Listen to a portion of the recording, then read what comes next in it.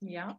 So you don't want to have volume on your Facebook because it'll be a little bit of a delay, but we are live now on Facebook. We're a couple minutes late getting started, but we are here. I need you two ladies tonight very much.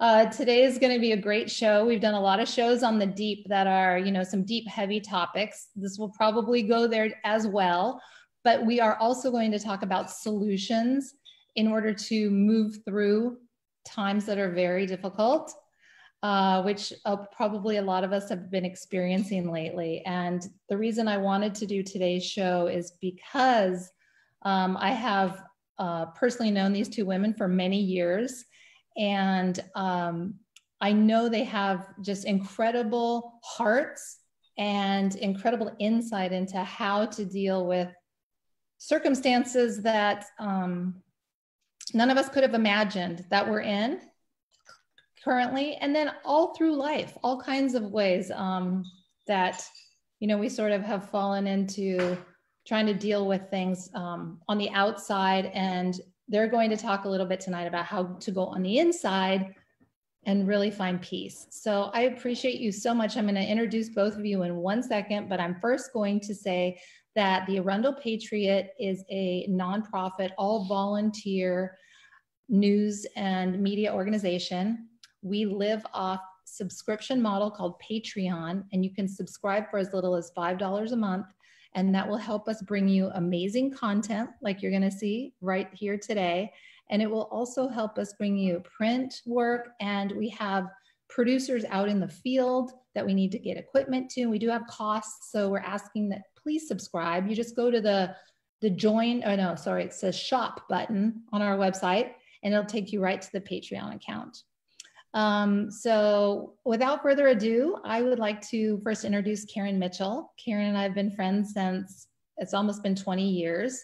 When we came, Karen Hayes and I came to you and asked you if you would help us with a film that we were working on, which is a well-known film in Anne Arundel County. So a lot of viewers of the Arundel Patriot will know Pippin Zaster and American Friendship. And we've been friends ever since. And I've always been just so drawn to your spirit. And I'll just let you introduce yourself. But first, I'll segue into Tereaz. Tereaz, I've known for almost 15 years, I believe, at this point. And you have guided me through some tumultuous times in my life and have been such an important person that I've already shared you a lot, never live on Facebook, but with all of my friends and in Annapolis, and we all talk in Tereazisms still to this day. And so thank you for being a great teacher to me. And first I'll have Karen introduce and talk a little bit about herself, and then Tereaz. Well, thank you, Vicki, and it's so good to see you again, Tereaz. Thank you both for helping to create this space, particularly during this time. And I'm a meditation practitioner of over 13 years. My style of practice is insight meditation, as well as loving kindness meditation, which is a style of meditation steeped in having compassion for yourself and others as you move into a deep inquiry to try to sort of understand your behaviors in the present moment. And overall, meditation is a practice where you are deeply engaged with the present moment. I'm also the founder of mindfulness business Om Office in the Washington, D.C. area, which is now also online. I'm Tereaz. It's wonderful to be here. I have known Vicki for a lot of years. Vicki, thank you for the sweet introduction. And I just met Karen last week, and we hit it off. So this should be really a lot of fun, and hopefully very educational for the people watching. So I am an unordained minister. I've been in private practice for over 25 years, seeing clients one-on-one and couples. I became a meditation practitioner, I would call it. I lead guided meditations, and that was because I needed meditation. I had a crazy childhood and needed to calm down. I just really needed some peace in my life. I do massage, I do energy work. I trained for 4.5 years learning Raphaelite work, which is the work of the Archangel Raphael. And I do a whole lot of other stuff too, but I'm going to stop there. I've done a lot of trainings, but mostly I listen from my own experience and I share from my own experience of how I healed and what helped me. That's usually what I share. And I also use, of course, my intuition. That's like one of the gifts of doing meditation is you get connected with that deeper source and it gives you a lot of wisdom. So it's great to be here. Thank you. So I think the format of tonight's show, if you want, anybody who's watching, you are welcome to put your questions in the chat box in the comment section. We have Yasmin Jameson as our producer tonight who will be fielding questions.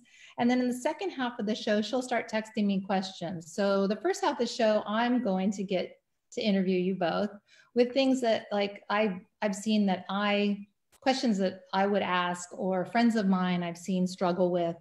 But, you know, this is obviously an unprecedented time. And first COVID, let's talk about that, right? A global pandemic, like something straight out of a movie that we never believed. And so we watched the movies as if that was entertainment. And now we are living it. And when this first started, I was very, very out of sorts. You know, running to the grocery store and seeing empty shelves. And, you know, a lot of us in the United States have never lived in a war zone. We've never had that kind of panic. And I really felt physical symptoms, you know, almost enough to convince myself every day, I have COVID. My chest is, you know, collapsing.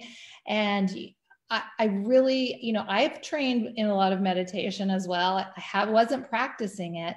What are some of the tools and ways that you would offer someone to get through these times when they're feeling like so much tension in their body that it's becoming like a physical ailment? Karen, you want to take that first? Sure. First, you know, I would say, you know, I do have deep empathy for your experience. It is something that, you know, we all, many of us have been experiencing in the space of looking at a pandemic. And one thing about mindfulness meditation is that it has been scientifically proven through studies that are peer reviewed to show that the practice can reduce stress and anxiety. What it does is basically help to increase your awareness again of that present moment. And also it helps to reset your nervous system. It gives you sort of that space to embrace calm.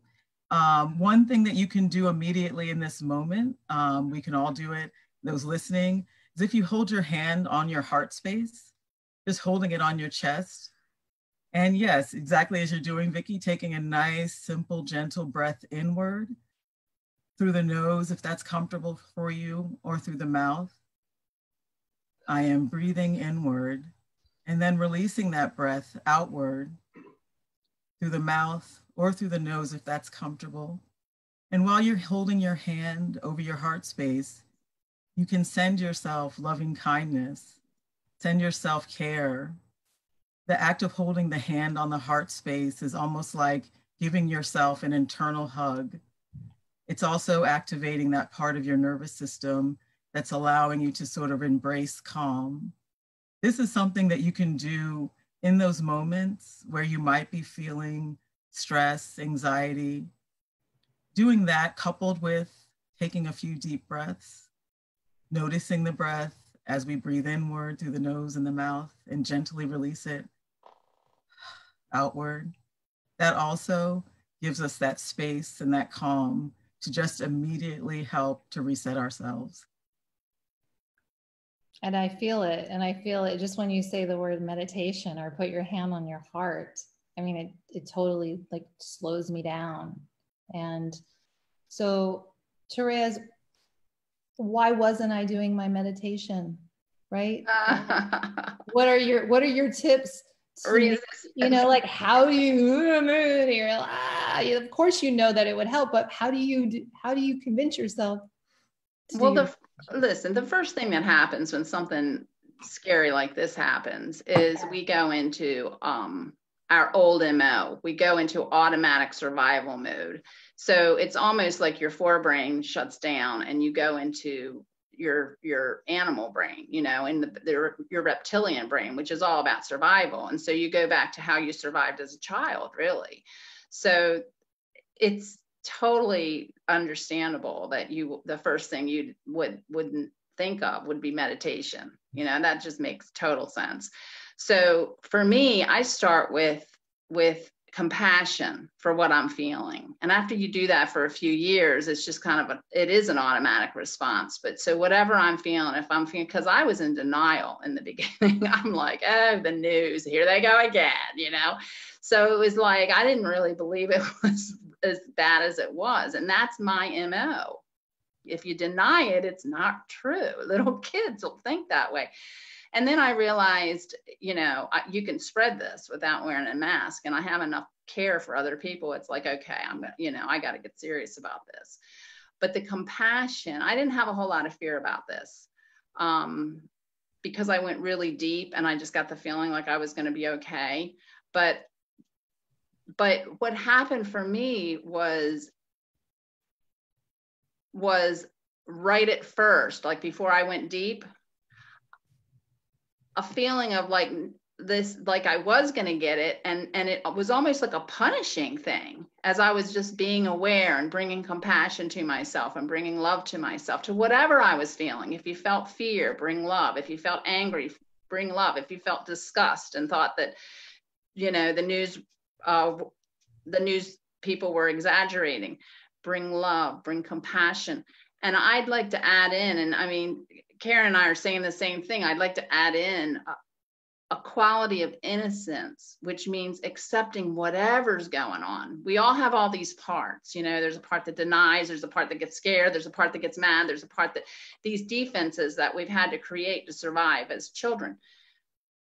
So just to love every single part, you know, and go, it's okay, you're safe, I'm here. It's like being a big mom and just holding all of those different parts and saying, I love you no matter what you're feeling.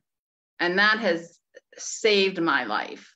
Just that simple practice of just not judging whatever's going on, including the resistance that comes to sit and meditate. Because when you sit and meditate, emotions are going to come up. And we've been taught, most of us in America have been taught, it's not okay to feel your feelings, you know, that's you're just supposed to be happy and pleasant and lovely all the time. So the resistance immediately comes up and goes, no, you know, I'm not, it happens to me now. I've been meditating for 20 years. It happens to me. I'll go through periods where I just cannot sit in that chair. And it's because some trauma is coming up from when I was younger. So resistance is a big thing, and it's the same thing. You do the same thing with the resistance. You know, once you're aware, I should meditate, it'll make me feel better. Then all of a sudden, I got to go grocery shopping. I got to cook. I got to clean. All of a sudden, that floor that I haven't cleaned in 3 weeks has got to be cleaned right now. Yeah, I know, we all do it. So it's about noticing and being mindful and being aware, and then wrapping your arms around the resistance, which is just fear. And saying, it's okay, it's safe to sit down. It's safe for you to feel your feelings. Now, nobody's going to shame you. Nobody's going to make fun of you. It's okay. So that's what's been helpful for me. And I would also add on to that in meditation, something that can be helpful if you are experiencing those experiences that Tereaz described, the agitation or the desire to not sit. One practice is known as RAIN, like what's happening in the sky, RAIN, R-A-I-N. And what it stands for is, you know, R is for recognize, A, allow, I, investigate, and N is to nurture. So to sort of extrapolate on what Tereaz is saying, recognize, I have fear, you know, I have anxiety. You know, that's a big piece of being able to sit with difficult emotions, is being able to simply name it, that I have this fear, I have this anxiety. When we run from it, or when we sort of back away from it, that's when we might notice it sort of growing. But once we start to recognize it and are able to name it, it suddenly feels a lot more manageable. And the next phase is allowing. I'm going to allow that anxiety to be there. I have anxiety. I feel anxiety. You know, I noticed, you know, in my own practice, I've noticed, you know, periods where I don't want to admit that I have anxiety or that I have a fear. But, you know, allowing that anxiousness to be is another part of getting grounded in the space that we're in right now. Investigating, going a bit deeper. If you're in the business world, you might know it as like a 5 whys, where you're doing an inquiry into what is that feeling, where is it coming from, where is it sitting in the body?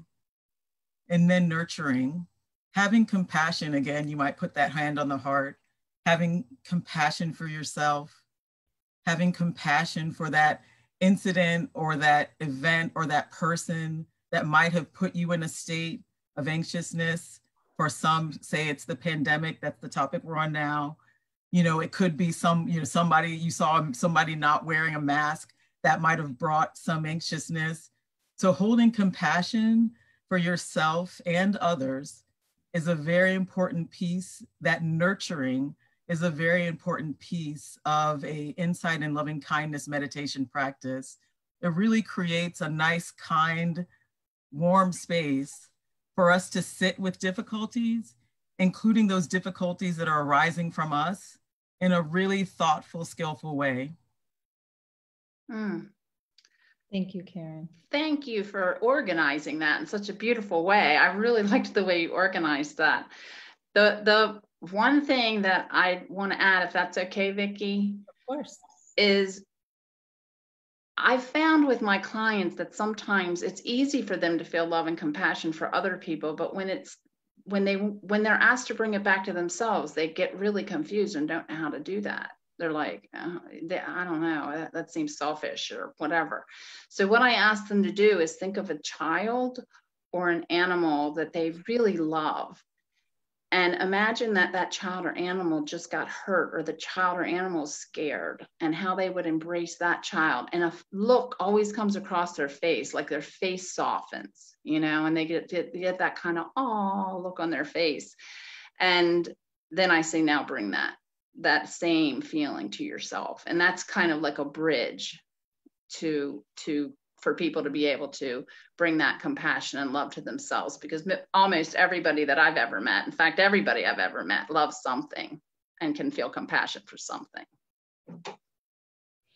So that kind of leads me to my next thought, was that, you know, those of us have been quarantined with loved ones. This has been somewhat of a trying experience, right? We're not used to being 24/7 with the ones we love. Most of us aren't. Some of us have larger spaces than others to get away from and have a little alone time. But you know, as a mom, it's been hard for me because I feel like I don't have any answers, right? As a wife, it's been hard for me because my partner is very stressed out and I'm stressed out. I'm a problem solver. I can't solve the problem. Like, there's just so much like dynamic going on. And I know I've worked with you in the past, Tereaz, about like this bubble of love, right? Like how do you shield from just a lot of energy that you shouldn't really be taking on when you're barely hanging together yourself? Yeah. Tereaz or Karen, you can both jump in.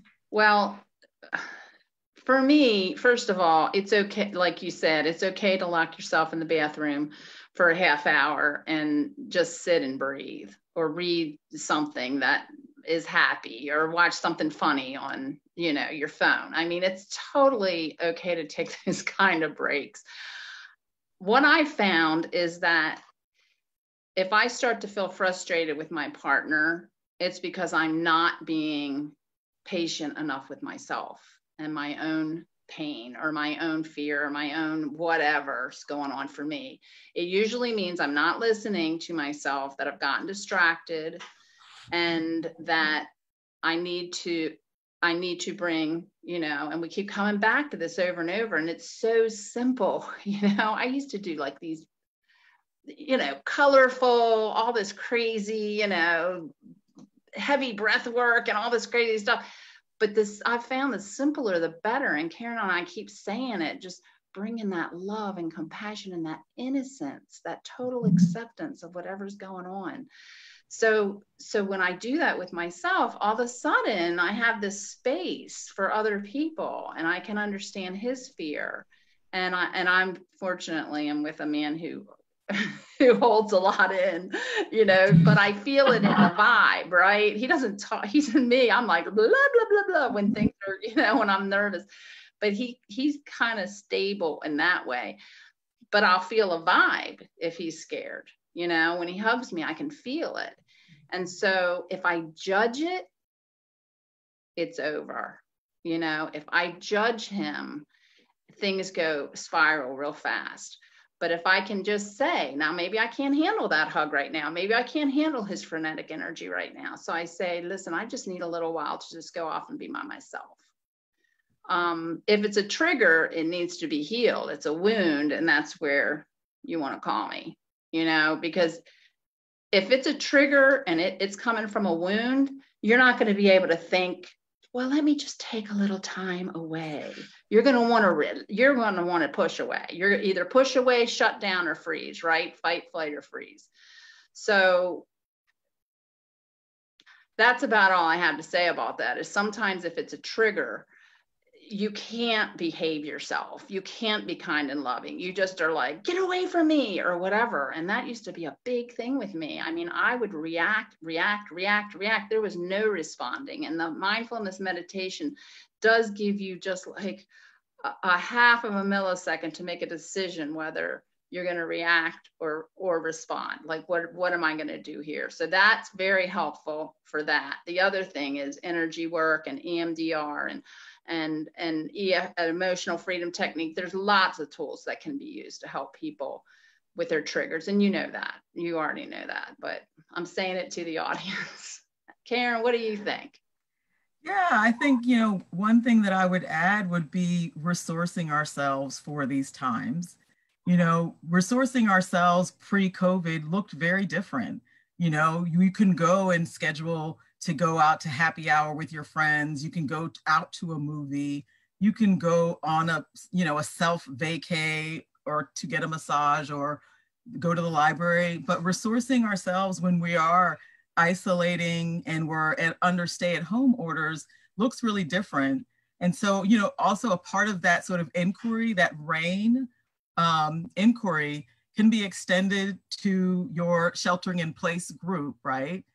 What does RAIN look like when I'm applying that to, say, in your case, Vicki, to your daughter or to your partner or to yourself, with your partner and your daughter included in that? How might I practice RAIN? But also, how might I resource myself, knowing that those normal tools aren't available to me? So speaking from my own experience, what I've been doing to resource myself is taking a moment to read some of the classics, classic books. That's something that I've always enjoyed. You probably see over me all of these books. So taking the time to really say, look, Karen, you could spend an hour a day, doing something that you deeply enjoy in that manner, or finding another way to resource yourself, like going back into those wellness tools. For instance, we may not be able to go to the gym like we used to, but meditation is called a practice because it's very similar to the gym. You have to practice to get the benefit. So just like you may have gone to the gym like every morning before work, schedule time with yourself, or maybe some other time, or maybe you went for, a walk, or you had an exercise group, something like that, and you can't really do that. So now you can schedule time for yourself at home to meditate. And meditate doesn't always have to be sitting on the floor, sitting in that pose. You can do a walking meditation where you are literally cruising around your home and just noticing your foot as it hits the floor, the hardwood and the texture of the floor, noticing your breath as you are walking. You can sort of imagining my hands being your footfalls, just very consciously observe that present moment as you're cruising through your bedroom, say you have the door closed because this is your alone time. These are things that we can do at home, but mostly I would say, you know, you might just investigate what are some of the things or ways that I might resource myself. Because when you resource yourself, you're essentially then giving yourself that space to breathe, that space to sort of have more of that response time, so you're not acting reflexively. And you're also giving yourself that sort of internal energy and also ability to access your internal wisdom so that we can manage ourselves and our responses to others skillfully. That's a really good point. In fact, just recently I started going to the hair salon where my husband worked, well, his hair salon, because, you know, we're just trying to start up again. And so I haven't gotten my walks in, which I was getting really good at. And it was really a walking meditation. A lot of times I'd be by myself, sometimes with a friend, a neighbor, but I can tell a difference. Like, I'm wound up today. I have a lot going on and I don't think I'm handling it very well. I've got, you know, electronic problems and this and that. And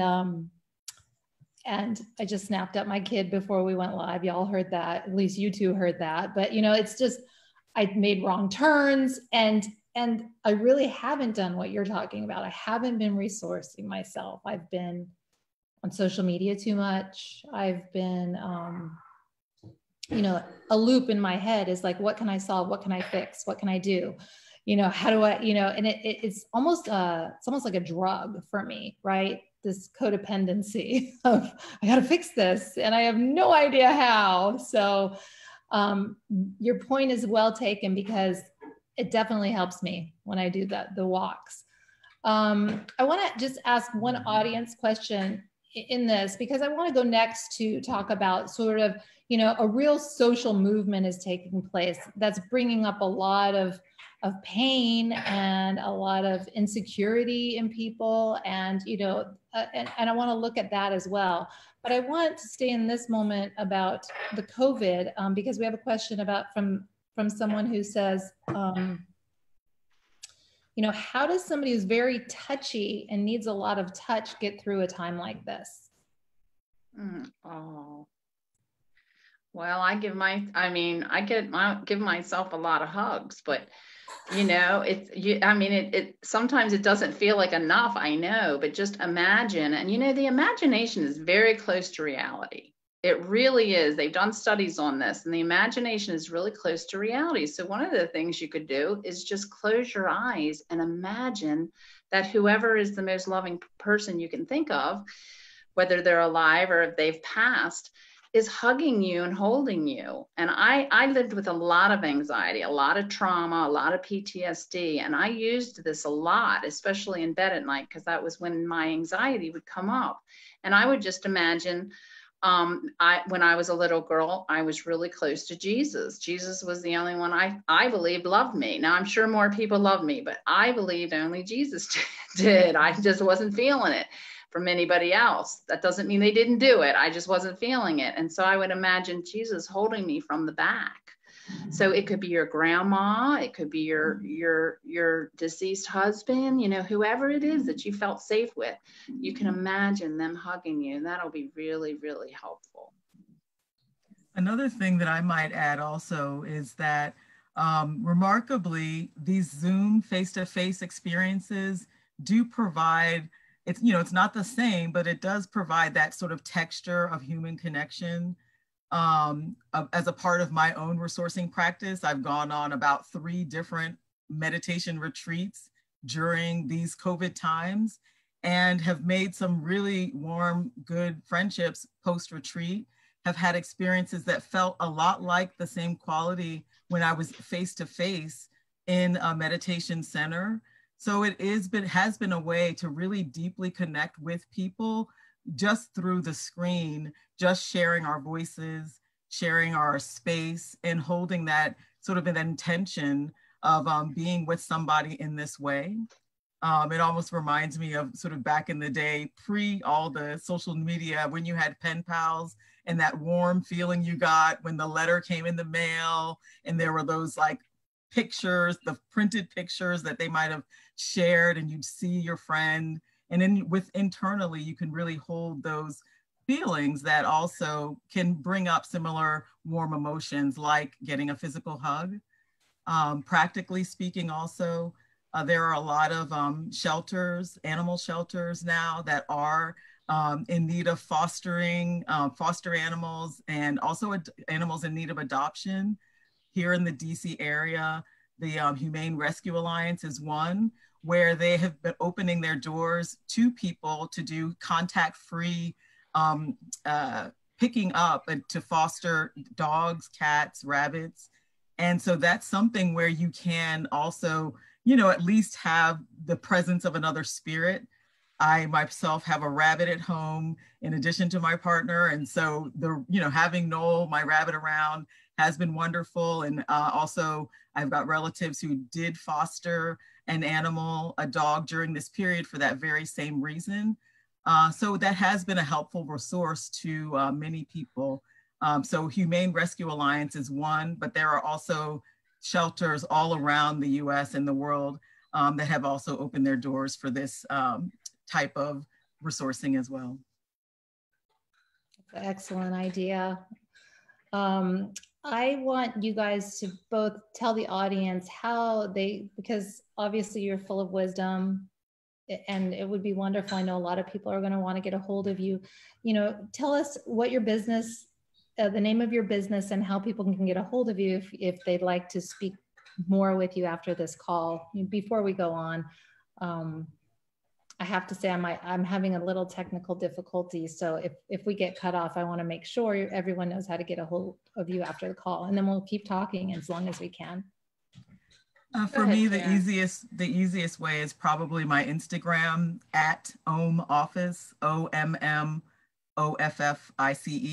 at Ohm Office. So if you go there, you'll find contact info or email or direct message me. I'm also more than happy to share resources.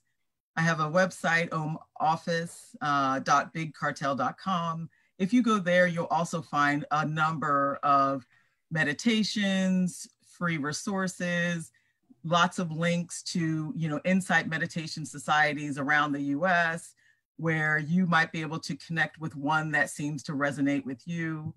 Also on SoundCloud, Ohm Office, you can hear some of my guided meditations, also free. Just click and, get some peace and get some grounding.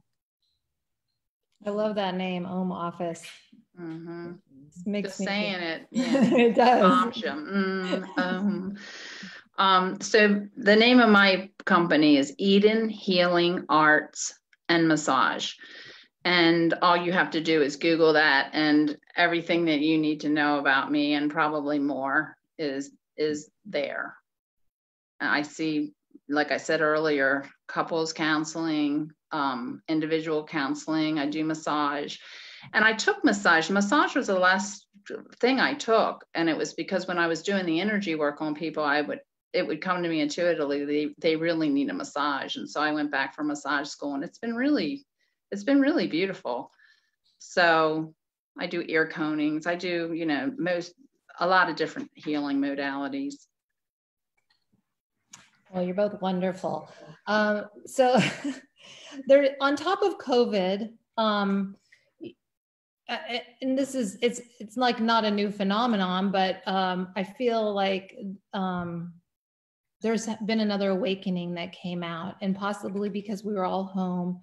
And it was stimulated by George Floyd's murder by the Minneapolis police. But the weeks coming up to it weren't any better, with Ahmaud Arbery, who was hunted down in the street, a woman in Central Park, a white woman who called the police on an African-American man and lied that he was threatening her life, or said that she was going to lie. So much, maybe we're all glued to our screens, and maybe that's what the tipping point was. But there has been sort of this revolution awakening among people, white people especially, that racism is a problem. People that have not thought so and have gone on with their lives. And that tipping point has brought people out into the street and in mass amounts, especially young people who are just not having it, right? So my generation was like, oh yeah, that's bad. They are not having it anymore. And it's just fantastic to see. It's invigorating, but it's also causing a lot of stress. You would think, gosh, there's so much attention on these police, they won't kill anybody else again. And then bam, another murder in Atlanta. How do we get through this? Like, we're just barely like this with COVID.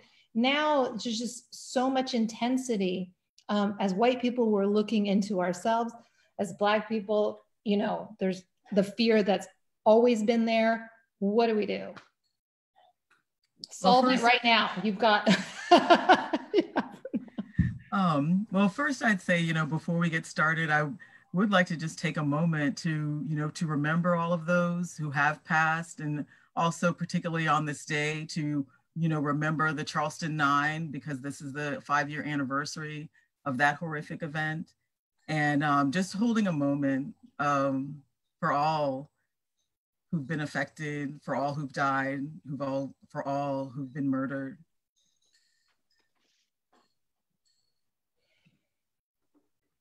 Thank you. Thank you. And yes, I would say, it has been, on one hand, it's been alternatively horrifying, but also joyous, holding both of these things. It's been horrifying to see, what I would call a Holocaust of Black people that's been happening for decades, for centuries. And we're seeing so much of this now.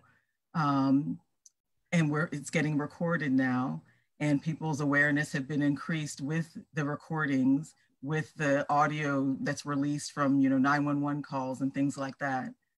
And then alternatively, we do have that joy that comes with seeing all of these mass protests worldwide, from New Zealand and Amsterdam, all throughout all of the United States.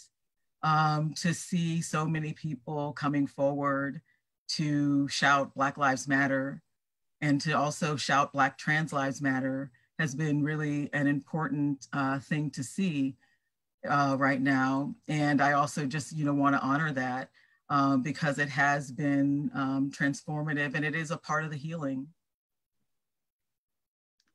Yeah, for me, it was very emotional. I had 2 weeks before, and I really felt like Spirit had set me up in readiness for this. I feel like I always say God's timing is impeccable. A friend of mine said that. And so 2 weeks before, I'd had a very intense conversation with somebody that I didn't know, because I had made a thoughtless comment on Facebook. But I was open. I was like, okay, I've upset some people, mostly African-American people, and this one white guy who fights against racism. And so I listened. I really was, and they were really angry, and they were kind of yelling at me, via Facebook. But I really wanted to know where they were coming from, which was kind of a miracle, because we tend to get defensive, right? But I just was like, no, I really want to understand. And so I got a huge education, and then started studying some more just on my own. And then the thing happened with George Floyd, and it hit me as a mom. I mean, when he said mama, my heart just broke. My heart broke. I have a son. We have a son, my husband and I just thought, I don't know what I would do if somebody had done that to him. And it just devastated me. I cried for 2 weeks. I went into meditation, and all I would do is cry. And I made that okay. I thought, as I went into meditation, and every time I'd go to my heart, it just felt like my heart was broken. And I realized I was crying for not just for George Floyd, but for 61 years, that's how old I am, of my being in denial of how bad it still is. You know, I'm a white person. I didn't experience it, and I didn't see it. And I have friends who are Black. We didn't talk about it. I didn't ask them, how's your experience? I never asked one person that question. And so I started asking that question, and my Black friends started telling me, and I was stunned. I was shocked. You know, I didn't know, and they weren't saying, and there's like, and I'm crying, right, as I'm talking to them, and they're like, Tereaz, we're kind of used to this, you know, not that it's okay, but you're more upset about it than we are, because we've just kind of grown accustomed. And here my eyes are just opening. The blinders have just come off for me, and I'm horrified. So there was a lot of love for African Americans. There was a lot of understanding for the anger. And I even said it, you know, for as many years as I've sat, meditated, prayed, loved, forgiven. I said, if somebody did that to my son, walking through town with a sign on a stick would not have been enough for me. I'm passionate. I have fire. I'm like, I don't know what I would have done, but I probably would have ended up in jail if it was my son, if I would have let myself react to my emotions. And a lot of people don't have the tools not to react to their emotions. So I felt a tremendous understanding. I didn't think it was okay. I don't believe in violence, but I understood it. You know, I really understood it and felt compassion for the anguish. It isn't just anger, it's anguish, anger and pain of the Black community. And so the only thing that helped me was to take action.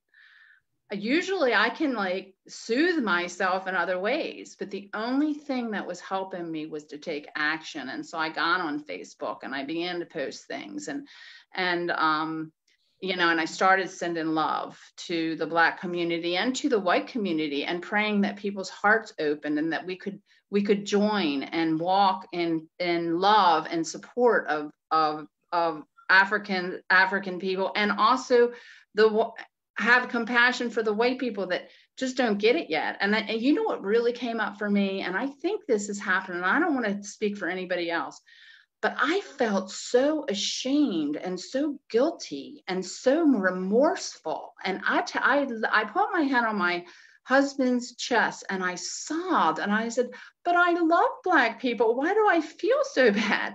And I think what it is the systemic racism has come down through the generations. And so the guilt still was still sitting in my heart for the atrocities that were done. And now this is before I even knew they were still being done. So it's been quite an eye-opening, humbling.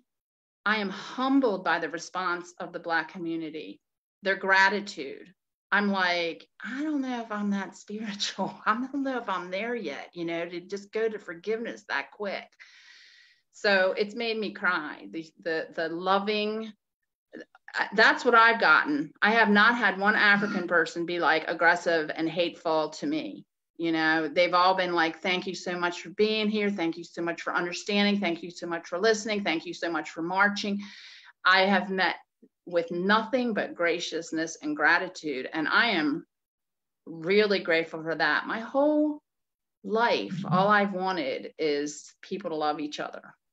I have not been perfect at it by any means. I think my two sisters are on here. They can tell you I am feisty, I'm mouthy, I'm, you know, I can be very difficult, you know, I really can. So I haven't been perfect at it, but in my heart of hearts, in my spirit, I really just want us all to love each other.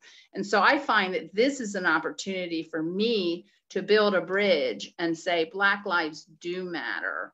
And I understand why you need to hear it that way. Not all lives matter. Of course, all lives matter. But your life as a Black person matters to me. And that's what I'm saying when I say that. Your life as a Black person, you deserve to be treated the same as white people are treated. And I think a lot of white people are still in denial. They said, well, they are. Well, no, they're not. Listen to their stories. So It's easy to be in denial when it hasn't happened to you, you know? So I have compassion for that because I was there. 8 weeks ago. I was there in total denial. So I feel compassion for a lot of people. Still working on the guy who murdered George Floyd. I'm still working on compassion for him. I'm not there for him yet. And I love myself, you know? We're human. We're human and we're divine. And it's okay to be human. I'm just working toward bringing the divinity to the human so I can heal the judgment that I have for Shavin. I want to say thanks for letting me share. Thanks for letting me share. One thing that I would say is that, you know, systemic racism isn't a building, you know, it is something that is within people. And so if we're going to all do the work to sort of try to dismantle white supremacy, it really does require the ability to sit with yourself, to do that investigation, to do the deep inquiry into the parts of your behaviors that also help to support white supremacy, and to look at the parts of your behaviors that also support systemic racism. And having the tools to skillfully sit with yourself in a compassionate way, also sitting with yourself in a non-judgmental way, and also sitting with others in that non-judgmental and compassionate way. But really, it's not like, you know, you're going to go to this building and find systemic racism. You're going to find it within each other. And, you know, I'm going to find elements of that even within myself, because I've grown up in this world. And so if we're going to start doing the work to really try to create that sort of equality that we want for everyone to have, we really have to do the internal work. And parts of that internal work can be accessed through, you know, specifically an insight meditation practice that has loving kindness components. And I say that, I emphasize that, because those are the tools that are really going to allow you to access that space in a soft, kind way. Because, you know, doing this work is hard. You know, it is very difficult, and it's going to be a journey. It's not going to happen tomorrow. You're not going to get there next year, but it's going to be a lifelong journey if you're willing to take this step to really go deep inside and really get educated both on yourself and on the systems of racism that exist in this world, and be willing to look at this in a way that says, I'm not going to attack myself. I'm not going to hold harm for myself. I'm going to try to be as kind and gentle with myself as possible as I go through these steps of deep inquiry so I can unlearn what I've learned. You know, we've all been handed down so much information from our parents, from our grandparents, from our aunts, our uncles, great-grandparents, who were all well-meaning, but they were also all part of the system. And when we think about it, you know, when we think about the active civil rights Jim Crow era, that was just a lifetime ago. Many people are still living with those thoughts, with those practices, with those behaviors, handing it down to generations today, handing it down to all of us. So it really is up to each one of us to take it, to embark upon it ourselves and say, you know, I'm willing to do the work. I'm willing to actively listen. I'm willing to hold a real compassionate space for myself and for other people, so that I can have the willingness to hear what is hard to hear and to be with what is difficult to be with, you know, and just to really, really say, I'm willing to go on this journey. I'm willing to try, and I'm willing to do the practice, and I'm willing to take this on for a lifetime. Thank you. One day at a time. Yeah, thank you, Tereaz, and thank you, Karen. I think there is a lot of there's a lot of people that you know, white people, my demographic, and I think the younger kids don't have this sort of legacy, but we were raised to be good. We were raised to not be what was called prejudice or racist, but we didn't ever do the work to help end racism, right? We closed our eyes. And I think it was after Ahmaud Arbery that my dear friend Monica Lindsay just broke down and she said, "What are you doing?" And I said, "Well, what do you mean? I can't think about it." And she goes, of course you don't have to think about it because your husband's not leaving the house black. He's not, you don't have to worry every second if he runs down the street that he's going to be shot or that if he gets pulled over. And so that really, woke me up because I've always thought, well, I have cared about these issues most of my life and I've done things along the way. But at the moment, I was just too overwhelmed, right? There's been too many killings. And I have to say, oh, I'm turning it off. I'm not going to think about that now. And she convinced me that that's not how it's going to be. We have to sit in a place where we're not comfortable. We have to be raw. We have to have that gut feeling because that's what it takes to move forward and move out of that. And I think that you've taught me a lot, Tereaz, as far as, you don't want to keep shoving it down because those are wounds and we're wounding ourselves by not trying to heal this. Because if we're not healing our sisters and brothers in this world, then we're not healing the world. So we have a show called Star every week. We're going to skip Father's Day to give everybody time to spend with their family, but we've been on every week, 2:00 on Sundays, and we do a deep discussion about racism. It's called Straight Talk About Racism, Getting Beyond the Bullshit, because we really we're like, no, we're just going there. We're going there hard. So I want to invite both of you to be on that show. The next one will be Fathers. It'll be the week after Father's Day. But after that, we're getting younger people, older people, different generations, different races, and we're just really all coming together because I think the most important thing we can do now is not let this discussion die, right? It has to stay up here, and we're not saying we're going to solve it this next decade, but we are going on a trajectory where this is no longer acceptable. And, I was in DC with, 200,000 of my best friends. I was the oldest, one of the oldest people there. And then, so it gives me hope, like Karen said. So I think that there are a lot of things going on. I, for one, am starting a protest this weekend because there was a resident in Eastport, Annapolis that called the police saying that there were African Americans in her private property and could the police come and hurry them out. And I was devastated because, as Karen knows, she worked on the film Pippin's Astro and American Friendship, Karen Hayes and myself and Janice Hayes Williams. Carl Snowden is in it. That was 17 years ago we started working on that film. And that was, Pip Moyer was from Eastport. And he said 70 years ago now that he used to have to go play basketball when the Black kids would come because the courts were better. His mom would send him out to go play with the kids because the cops would call and chase him away. 70 years later, in the same neighborhood, a white woman is calling the police because Black men are walking on her property.